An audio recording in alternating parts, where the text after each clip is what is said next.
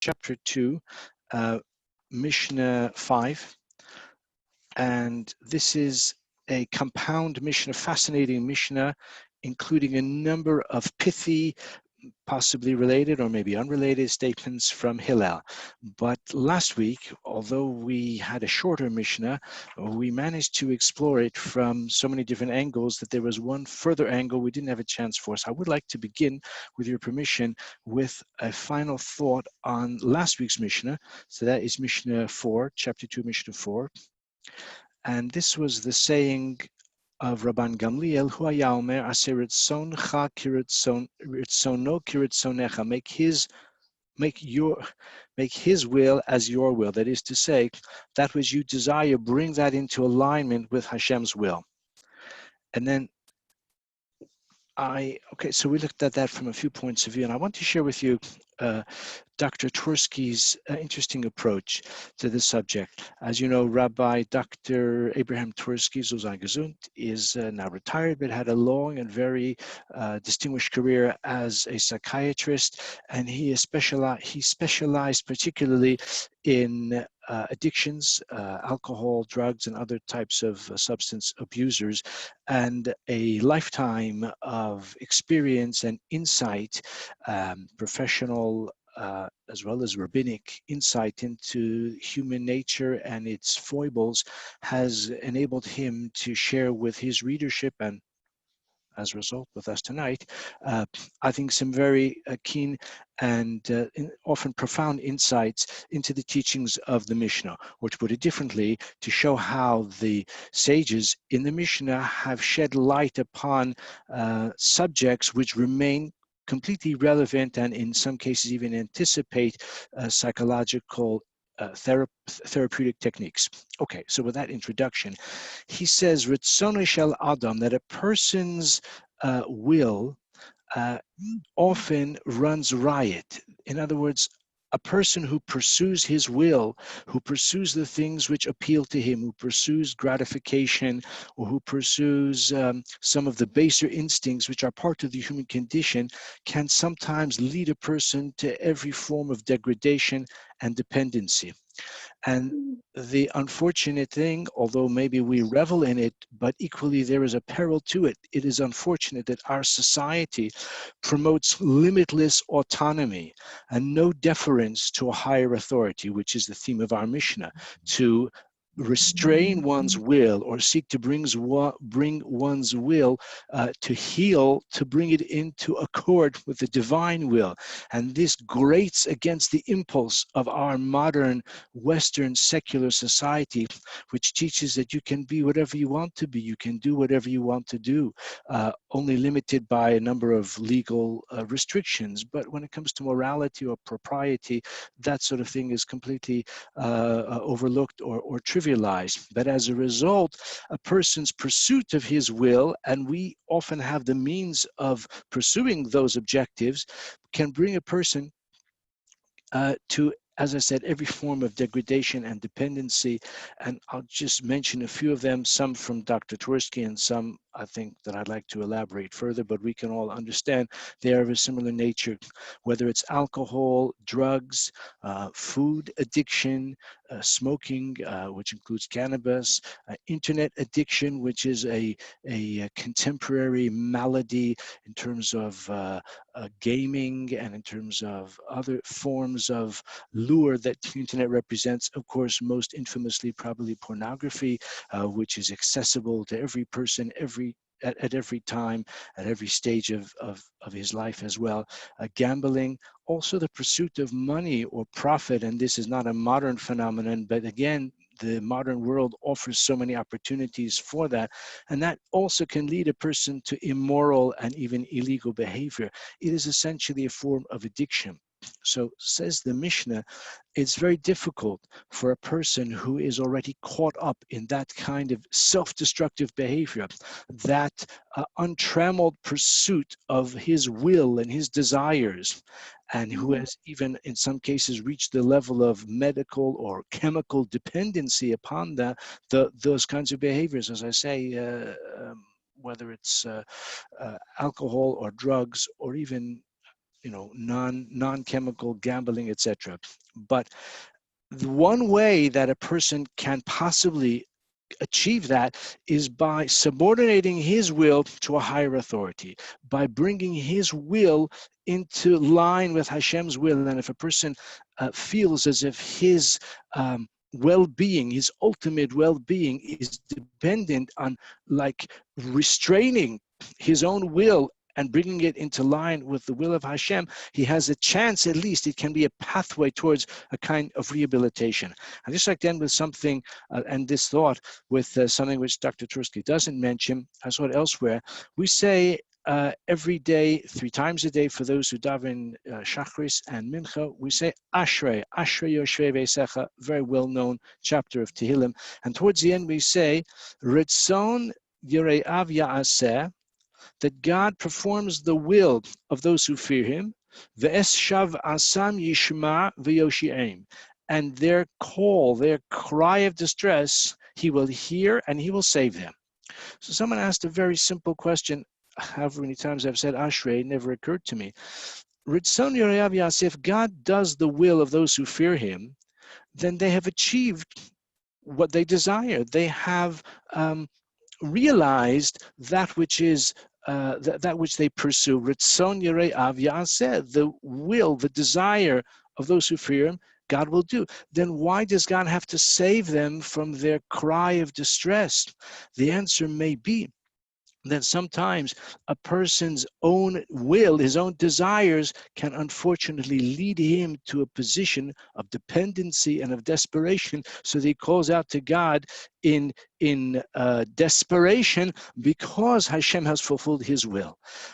So this may be a perspective, I think, which is relevant to us as well, that sometimes a person craves or desires or pursues objectives and his will takes him to a place which is actually not good for him at all, which can be, in fact, self-destructive. So these are some final thoughts on last week's Mishnah about alignment of one's will with the will of Hashem. We turn the page, or in my text, we've got a different page, in your text, perhaps on the same page. Let's take a look now at a fascinating Mishnah, Mishnah 5. Hillel Omer. So Hillel has a number of aphorisms, pithy, and we'll have hopefully the opportunity to explore each of them in turn tonight. Altifrosh minhat sibur, do not separate yourself from the community. V'al ta'amin ba'atzmecha ad yom moscha, do not believe in yourself until the day of your death. Slightly downbeat teaching. V'al tadinas chavercha ad shetagia limakomo, do not judge your friend until you reach his place, or like we used to say in America, don't judge a man until you've walked a mile in his moccasins. I saw Nancy as a fellow American, maybe remembers that. Yeah, do you? Okay. V'al tomar davar she'efshar lishmoa. This is a bit cryptic. Do not say something which is not easily understood. Shesofo lehi shamea, that will be understood or will be heard in the future. We'll have to see more closely what that means. And finally, v'al tomar, and do not say likishe'efne eshaneh. When I have a chance, when I am free, then I will study. Shema lo tipaneh. Maybe you'll never have the chance. Maybe you'll never be free, and therefore you'll never study. So don't say, I'll do it another time. Okay, so we have a series of teachings, of sayings, of Hillel, wise aphorisms, and we'd like to explore them, possibly revealing more than one approach to each of them.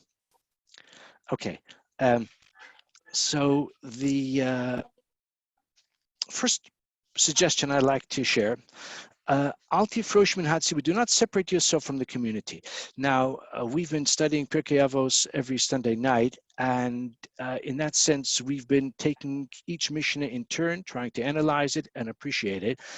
There is another approach, not that these approaches are mutually exclusive, but many have the minhag to recite or to study Pirkei Avot on Shabbos afternoon, during the summer in particular, and each afternoon, each Shabbos afternoon, they learn a separate perek, a separate chapter. And according to that, like semi-liturgical study or recitation of Pirkei Avot, it's customary to begin each day, each Shabbos, each Perek, with a citation from Sanhedrin, Tractate Sanhedrin, where we have the following statement: Kol Yisrael yesh lehem chelek lo'olam haba. All of Israel has a portion in the world to come. And the Mishnah actually goes on to enumerate some exceptions to that rule, but that is the general principle. All Israel has a share in the world to come. For those who were with us last year, so we began with that, and very inspiring and very kind of all-inclusive, embracing teaching. And maybe our Mishnah can be understood in the context of that wider statement. Altifrosh sibur. When it says that Kol Yisrael Yeshem Chelek L'Olam Haba, it means every Jew who identifies as a Jew, who identifies with the Jewish community, who, whatever his level of personal observance may be, even if it's very basic, but he identifies as a Jew. He does not deny his status as a Jew. Unfortunately, there are some contemporary Jewish anti-Semites to whom I would apply the very harsh description of self-hating Jews who deny that they're even Jewish. Unfortunately, that phenomenon is not at all unknown. I just want to mention two historical examples of people who may be, according to this very inclusive perspective, would be granted a share in the world to come if we take the view of Altifrosh sibur at the very basic level. I'm thinking of Benjamin Disraeli, the influential British Prime Minister in the 19th century.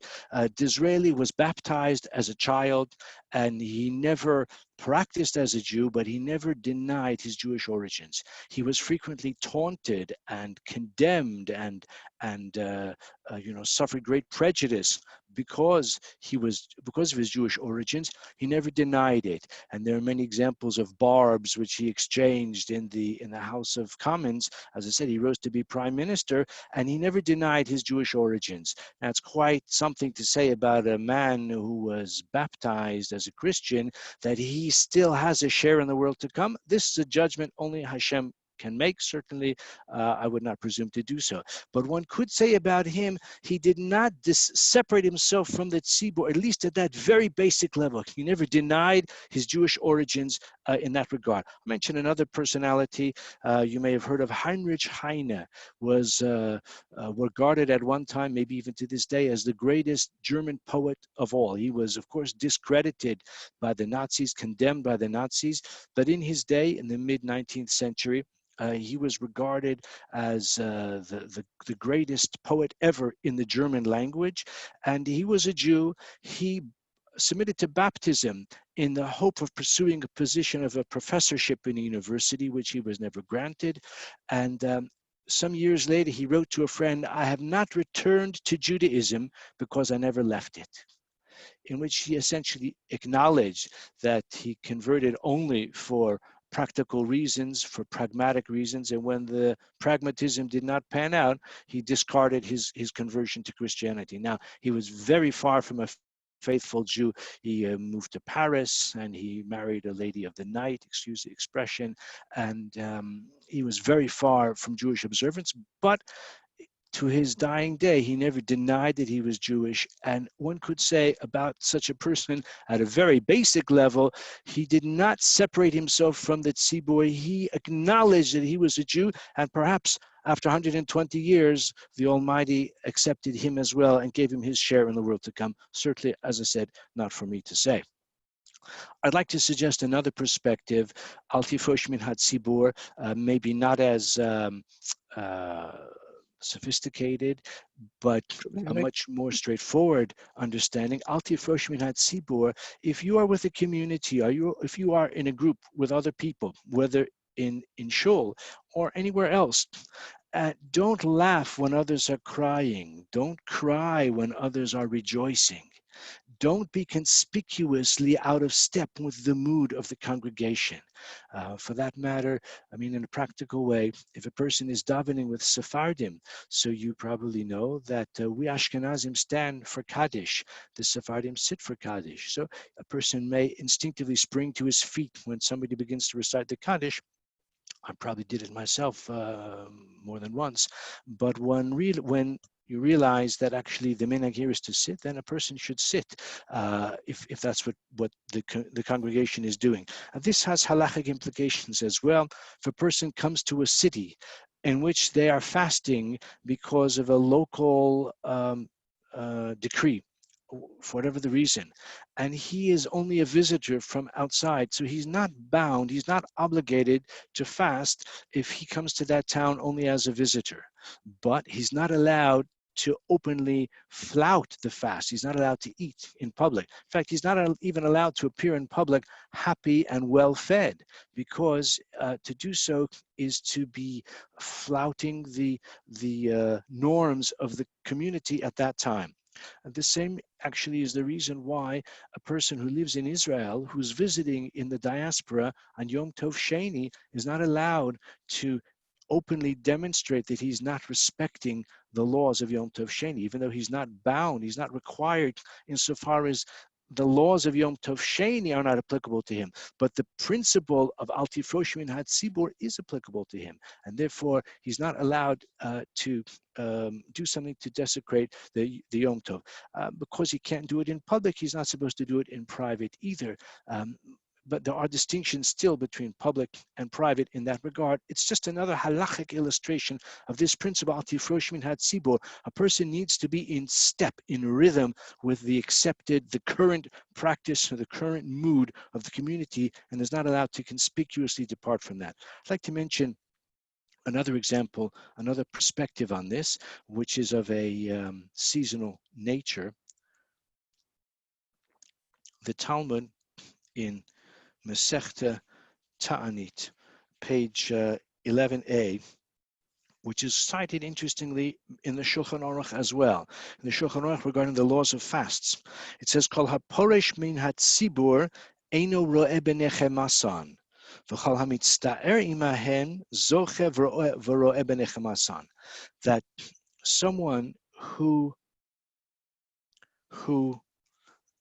is, sorry, I lost my place again here. Someone who separates himself from the community, who does not participate in the distress of the community, or nowadays, I'm talking about these weeks of the year when we are conscious of the historical tragedies that have befallen our people. And we even have certain practices, certain observances that reflect that, as of course we know. So regarding that, the Shulchan Aruch says that if a person identifies with the tsa'ah, with the discomfort, with the pain, with the grief, with the distress of the tzibur, if he identifies with that distress, then he will merit to be present and to enjoy the consolation that will come to the congregation as well. But if he does not do so, then even when things turn for the better for the community, he will be excluded. I'll just give you a couple more lines from the Gemara itself. It says, "Bizman Yisrael shruyin b'tza'ar," at the time when the Jewish people are in distress, and one person doesn't participate in the distress. He doesn't share it. He says, "Look, things are great with me. I don't care about the suffering of others." So the Talmud says, "Ba'in shnei malachei ashares," the two ministering angels who accompany a person, they pronounce, they omrim ploni zeh shepirish minat sibur al yireh b'nechem asad sibur. This person who has shunned the suffering of the congregation shall not enjoy the consolation that will come to that community as well.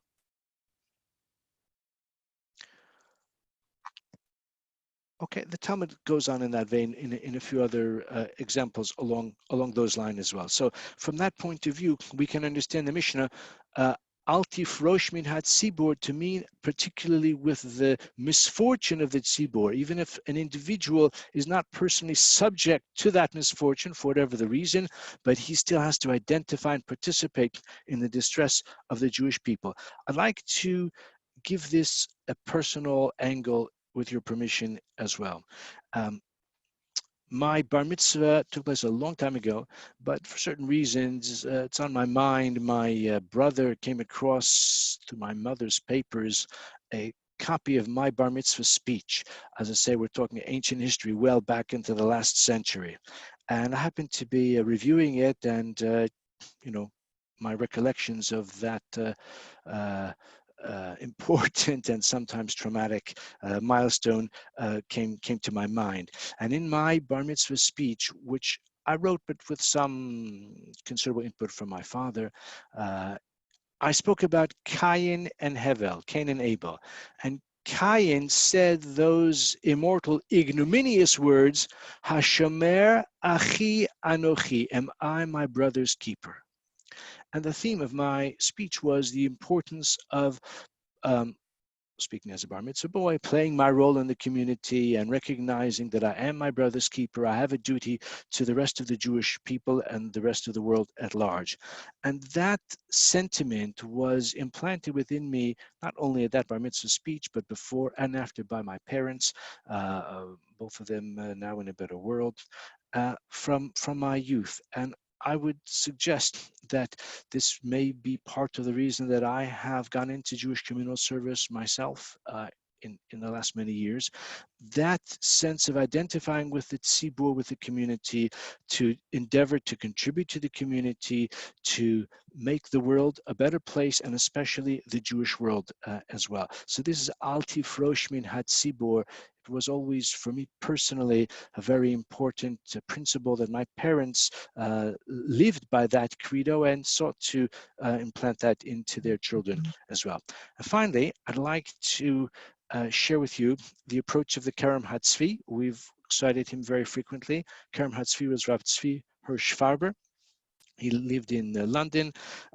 He actually came from Lithuania, but he served as a Rav in Dean Street in Soho for many years. And he links this first part of the Mishnah with the second part. So take a look again at the text. Hope you have it. Altifrosh minhat sibur va'al tamin ba'atzmech ad yom moscha. Do not separate yourself from the community, and do not believe in yourself until the day of your death. What is the connection between the two? So, as I said, prima facie, they would appear to be unrelated, but he links the two, and I think in quite a compelling way.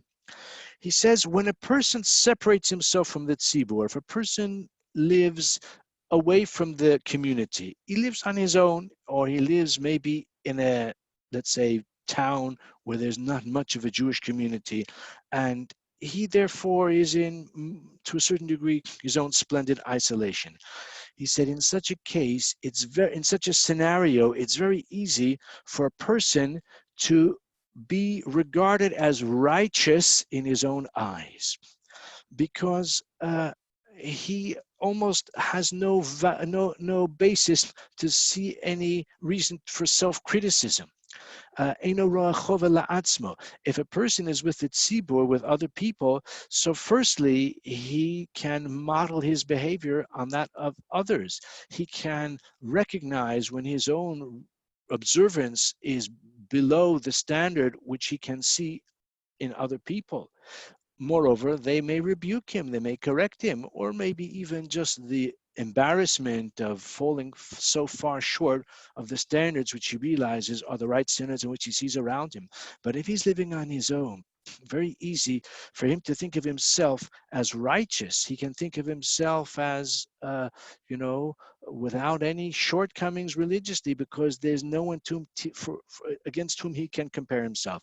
And if you'll forgive me, I would like to reflect also on a personal perspective in this regard.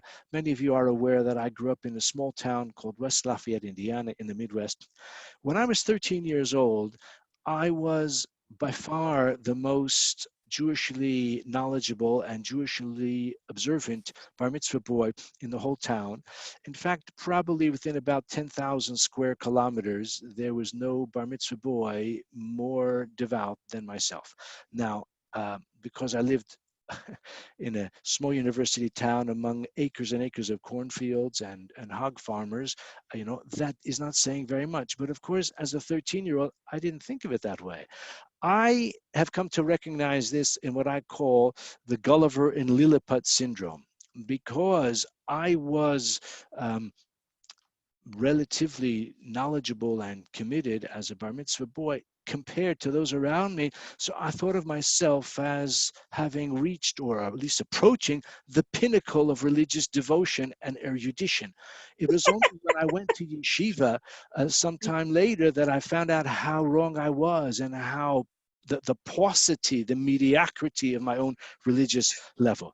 And in a similar way, I have in recent years been involved with the London Beth Din, and one of the requirements that we have for conversion candidates is to live in a Jewish area, to live in an area such as Golders Green or Hendon or Edgware or other areas where they can see religious observance in the Jewish community of a good standard, of a high standard, where they can have peers to whom they can relate who represent a respectable standard, a standard of religious observance which broadly reflects the expectations of the Shulchan Aruch.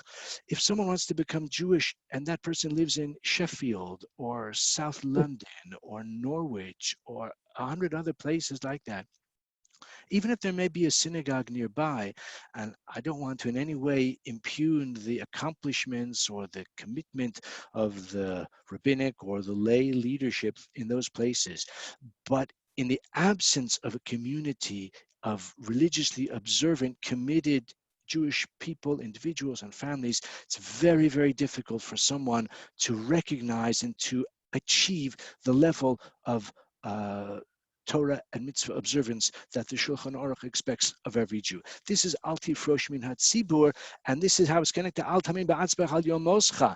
Don't believe in yourself until your dying day, because if you live on your own, you'll believe in yourself, from the beginning, like I said, from when I was 13 until 120. And my standards would have been, as I say, of a very basic and mediocre level. Now, one could say, relative to the circumstances, perhaps I was doing well, and maybe so, but I'm highlighting the shortcomings that are inherent in such a circumstance, and this is Altifrosh minhat sibur. I would like to look at this principle, Al Tamin ba'atzmecha, from another point of view as well. The Talmud in Masechta Brachos says that this saying of Hillel possibly was prompted by a particular example. In Talmudic history, there is one classic example of a man who was a very important man, very prominent man, possibly the leader of the generation. He was evidently Kohen Gadol, and Shimesh Bekuhuna Gadola, the Gemara in Brachos says 80 years, elsewhere it says 70 years. I don't know if it means that he actually served for 70 years, or maybe he lived until the age of 70, but for many years he was the Kohen Gadol, Ulevasof Nesat Saduki, and at the end of his life he became a Sadducee. He turned his back on Jewish tradition, on all of the Torah that he had learned and that he had taught, and he became a tzadduki, that is to say, he denied the validity of the Torah, the oral Torah, and he is known, by the way, to history as John Hyrcanus. If you've heard of him, or you can Google him if you want. He died, it seems, in 104 BCE. He was one of the wasn't the Hasmonean kings, but he was one of the leaders, that is to say, after the initial Hashmonaim turfed out the Greeks, after a couple of generations, even maybe before that, unfortunately, they became corrupt, and he, in a way, embodies that corruption, embodies that religious recidivism in which he almost turned his back and on everything that he had learned and he had taught. So about him did the rabbis say in our Mishnah, don't believe in yourself until the day of your death. Look, there's a person who was so great for so long, but maybe he became complacent, maybe he became self-congratulatory, and ultimately he became a watchword for heresy. I saw some of the Mefarshim quote a verse in Mishlei, in Proverbs, which, if you think about it for one moment, actually perfectly encapsulates this idea exactly. It's chapter 27, verse 1, for those who want to make a note of it or look it up. Al tishalel b'yom machar. Do not boast about tomorrow. Kilo seda ma yeled yom, because you do not know what the day will bring. So don't be self-congratulatory because of your accomplishments and say, tomorrow is going to be another day of spiritual achievement. You don't know what the next day will bring. Therefore, a person has to remain continuously vigilant and continuously alert to the blandishments, the enticements of the Yetzer Hara. And this takes me to another, I think, beautiful insight of Dr. Tversky. And he speaks about the fact that the Yetzer Hara never gives up. The Yetzer Hara is one's constant companion, one's constant adversary, taking on all different guises and all different roles. And even later in life, the Yetzer Hara does not desist from stalking a person and seeking his downfall. And again, Dr. Tversky relates this to a recovering alcoholic, and he refers to something which we've mentioned many times as well. The passage in Chovos Halavavos, Rabbi Bachya ibn Pakuda, who writes in the book Duties of the Heart about the Yetzer Hara. There it says, "Ata yashen lo v'hu er lecha." You are sleeping regarding the Yetzer Hara, but he is awake. He is wakeful regarding you. Atamis ale mimeno. You lose awareness of him. You forget that he's around. V'hu lo misale mimcha, but he never forgets that you're around. He never forgets that you are there and you're in his sights continuously. I won't repeat my story of the KHabit Shrine, which I've said too many times. But Dr. Tversky says, mentions, and I think he's talking about an actual patient of his, a man of 30 years sobriety. That is to say, he had been an alcoholic, and for 30 years, he was sober. He never said that I'm a recovered alcoholic. He said, I'm recovering. And he used to say that I'm just keeping the disease at bay. But if I die without relapsing, then it can be said of me that I have recovered. And apparently, he died at the age of 83 after 42 years of sobriety, and his family, in the death announcement, they wrote, "John has recovered." So Wow. this reflects that kind of poignant recognition, which I suppose is especially urgent in the case of Lo Aleinu, someone who is a recovering alcoholic, who has to recognize he's always in the state of recovery. He is always in the process, because if he ever feels that he's beaten the bottle, then unfortunately that can be the first step towards his downfall, which I've actually observed myself. I once had a student who was in that circumstance, and unfortunately his end was not a happy one. Okay, al tadin is chavercha. Turning to the next phrase in the Mishnah, do not judge your friend until you get to his place. And here, the Mishnah, I think it doesn't require that much elaboration, a pithy and insightful observation, the perils of judgmentalism, the temptation and yet the perils of it. Recognize that every person is in a different circumstance, and it's very difficult, maybe impossible, to fully appreciate the challenges. And someone to say Mikomo refers to his origins. Makom is his place. That is to say, the influences, maybe even childhood influences, that are acting upon that person. You can hardly know a person's background and the full picture of the temptations or the influences or the limitations to which he is subject. Doesn't mean that you can never rebuke someone, or let's say conclude that a person has acted wrongly. To be honest, a judge, a dayan, has to do that in some cases, but recognize the perils of judgmentalism.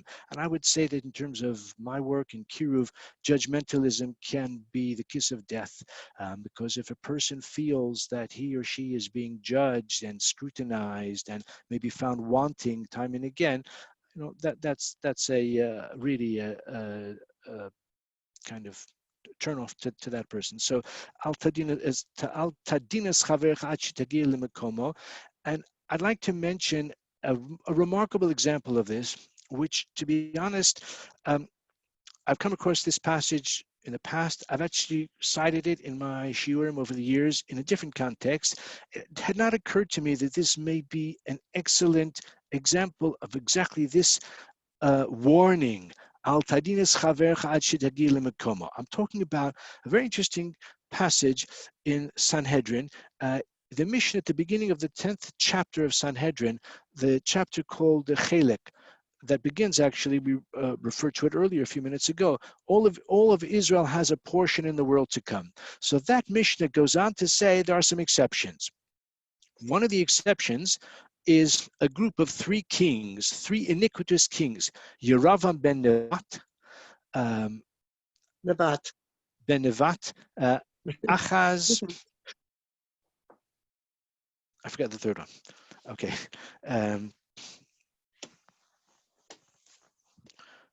Since I've okay, you have to take my word for it. Says the Gemara a few pages later on page 102. So Rav Ashi was giving a shiur, and he was lecturing about these three kings, and it was time to finish the shiur, so he was giving them a little trailer. He said, tomorrow we're going to speak about our colleagues, our friends, the three kings. And he said it evidently in a kind of sarcastic way, because these are three kings who are so iniquitous, who are the embodiment of villainy, that the Mishnah singles them out as having no portion in the world to come. Menasha is the third one. Yeah, Menasha is the third one.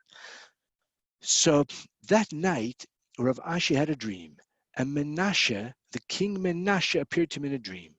And Menasha was offended that Rav Ashi referred to him and the other two kings as a friend, like a colleague, as if they're on the same level. Now, Rav Ashi probably meant it sarcastically, as if to say, we are students of Torah. These are the most iniquitous examples that they've been singled out for ignominy. They've got no portion in the world to come. But Menashe said, what chutzpah do you have to consider yourself like a colleague of mine? I'm much greater than you. So Rav Ashi said, what do you mean you're greater than me? So Menashe asked him a question, a certain halachic question, and Rav Ashi was stumped. He couldn't fathom the answer. So Menashe told him the answer, and Rav Ashi realized that the king was right. So he said to him, I don't understand. If you're so learned in Torah, why were you such a villain? Why did you worship idols in the most crass manner and bring all the nation of Israel to the depths of purgatory? So Menashe said to him, you think that I was so iniquitous? You know what? If you had lived in our times, you would have picked up your tunic to race to be the first in line to worship the idols. Which reflects evidently the fact that in those days, the temptation or the compulsion for idolatry was of such a potency that only the very greatest could resist it. And Menashe says, you could not have resisted it either, Rav Ashi. You would have been first in line. But from here we see a most striking example of Al Tadines Chavercha. Rav Ashi, the great Amora, was, as I said, maybe sarcastically referring to Menashe, who was denied a portion in the world to come, as a colleague. And in fact, Menashe rebuked him and said, what do you mean I'm a colleague? I'm much greater than you. If you had been with us, you would have been first in line for idolatry. So as I've suggested, this is a most striking example, maybe an extreme example. Al tadinas chavercha. Don't judge a person because you don't know his circumstances, the influences that are acting upon him, and so many other factors as well. I'd like to just apply this in again, I'm not so much in a personal vein like I did before about my bar mitzvah story, but I've been involved in outreach in Anglo Jewry for a long time, and before that in America. And there's something which I have seen here and in America as well. And in a way, I've been, let's say, vulnerable to that sentiment. And that is to find fault with the rabbis, the kind of establishment rabbis who have presided over United Synagogue and similar congregations and, analogous communities in America, And they have essentially, in many cases, let's say, escorted the generations to a lower and lower level of religious observance and commitment and Torah knowledge. And it's easy to say, well, it's a good thing that the Kiruv movement kicked off in the 1970s, and we now have all of these energetic and learned, committed, devout, outreach rabbis who have come in to save the day. And such an attitude, besides being arrogant, is also very misplaced, because it's the hard work of those establishment rabbis who have maintained a level of Jewish positivity, Jewish identity, Jewish tradition, who have successfully, or maybe sometimes less successfully, but who have endeavored against very potent hostile forces to promote Judaism, belief in Judaism, identification with Judaism, etc. And it's easy to say, yeah, but what kind of Torah learning did those communities have? They weren't teaching Daf Yomi, and they weren't doing outreach programming. They didn't have a crash course in Hebrew reading that was bringing people in off the streets, etc. But that's because we are applying circumstances and resources that are available to us today in our communities, and we are applying that back maybe 30 or 40 years to a background in which such did not exist. In a similar way, Sabbath observance in the United States, in Britain, in South Africa, in the Western world generally, took a terrible hit around the turn of the last century. Until the 1950s, even 1960s, it was a rarity, including many Jews who were strictly Shomer Shabbos in the old country, and they or their children came to a new world and they gave it up. It's seemingly very quickly. We don't appreciate the challenges. I'm not in any way excusing the Sabbath desecration, but the extreme privation, the desperation, the circumstances that they faced. Hashem, none of us should ever be subjected to those kinds of trials. So those are just some general reflections about Ad Shetagia Limakomo. We have just a few minutes left. What about this somewhat cryptic saying, Va'al tomar davar she'efshar lishmoa. Do not make a statement that can not be easily understood. Shesofali shamea, on the ground that it will be understood eventually. So the simple meaning is, if you are a teacher, or even not a teacher in any other context as well, don't say something which your listeners can't really understand, expecting that eventually they'll see the wisdom of your remarks. Because in the meantime, you may baffle them, they may distort your teachings, they may misunderstand it, they may possibly be led astray by their confusion. And therefore, your language, your teachings have to be lucid, have to be accessible, have to be clear. And I think that is definitely an important dictum for all educators, Torah educators in particular, to be conscious of. I'd like to suggest another possibility as well. It can be understood as meaning, don't say something that nobody else will hear, no one else can hear. In other words, you are saying something privately. You're maybe saying something secretly, just to one other person. The word will get out. Don't imagine that you can compromise someone's confidentiality because you're only telling one person. You're only telling, initiates. It's not so. The word can easily get out. And when it does, it could come back to haunt you. And of course, in modern times, we have no better illustration of this than what we observed in the last few years with emails, with Facebook, with Twitter, with Instagram. How many politicians have come a cropper because something which they communicated or retweeted even a year ago or 5 years ago has come back to haunt them. This is what the Mishnah can be understood to say as well. Don't say something which you think will not reach a wider audience and people for whom it was not intended. Because ultimately it may well come to public attention. A person has to be very cautious with that regard. And finally, we have the pithy statement, When I have a chance, when I'm free, that's when I will learn. Shema lo tipaneh. Perhaps you will never learn. Now, this is similar to what Hillel said earlier in the first chapter, Mishnah 14. Hillel's famous, one of his very famous aphorisms, Im lo achshav, emasai. If not now, when? And here he gives expression to that similar idea, specifically with regard to the study of Torah. And of course, how true that is, as we know. I'd like to just end by sharing with you a very, I think, helpful and incisive observation from Dr. Twersky. I know our time is nearly up. Hillel was speaking about procrastination, and this is something to which I definitely am prone. I don't want to say all people are prone to it. Some good yakkes, litvaks are not prone to this at all.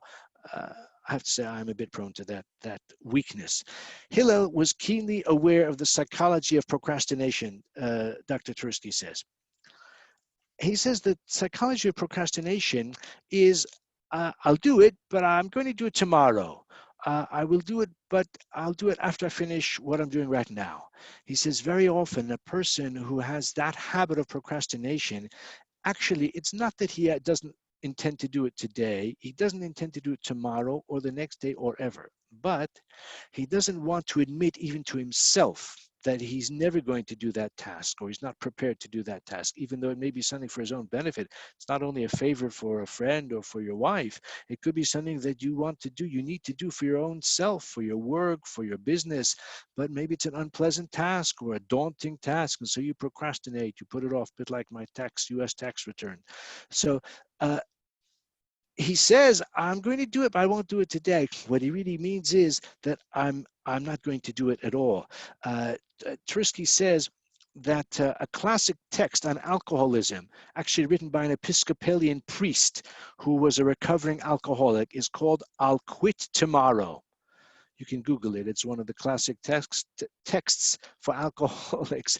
I'll quit tomorrow, famous last words. The Kotzker Rebbe, to end with a Rebbe from Kotzk rather than Episcopalian minister, the Rebbe of Kotzk, Menachem Mendel of Kotzk, said it's forbidden to deceive others, but it's even worse to deceive oneself.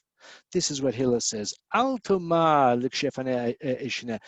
say, when I have a chance, when I'm free, I will learn. Shema lo tipaneh. You may never have the chance. So all worthwhile activities, do it now. Do it while you can. Strike while the iron is hot. And this is especially true with regard to Torah study. And with that in mind, I'd like to commend everyone who's joined us for the shiur tonight. You didn't put it off. You didn't say, well, I can always get it on the recording, or I didn't listen to this one. I'll do it next week. You're here tonight. I hope you're listening as well. I hope I'm listening as well, for that matter. So thank you very much. And I wish everyone Shavua Tov.